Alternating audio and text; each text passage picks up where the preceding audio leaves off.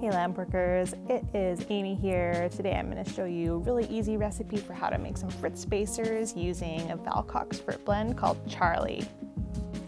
So Charlie is a Valcox Frit. It is a very fine grind. It's a number 0 grind. Combination of opaque and transparent glasses and some really pretty pinks, purples, and golds.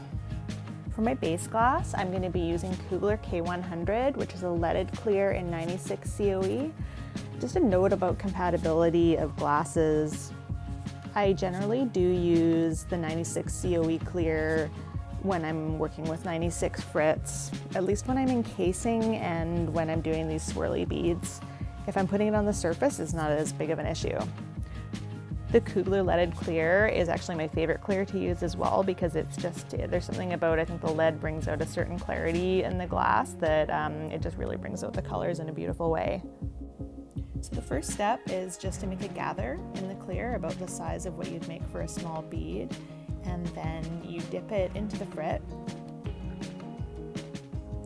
bring it back into the torch and melt it into your gather, and then you just make the bead as usual, wrapping it around the mandrel. Now when I do spacer beads, I usually do at least a half dozen at a time on a mandrel just to save time. I work pretty quickly.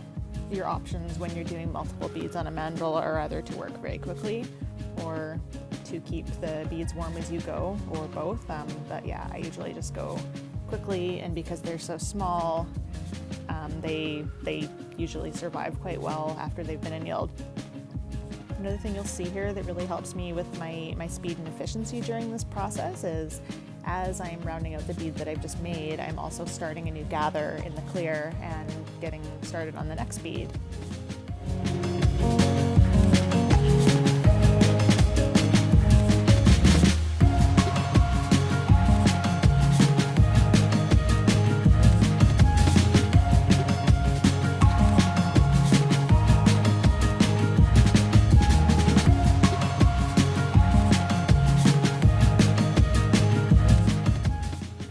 Here's the finished product, and you can get these in my shop at madeforyouLampwork.etsy.com or on my website, which is twoglassyladies.ca.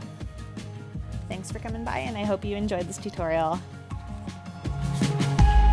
Two Glassy Ladies Productions.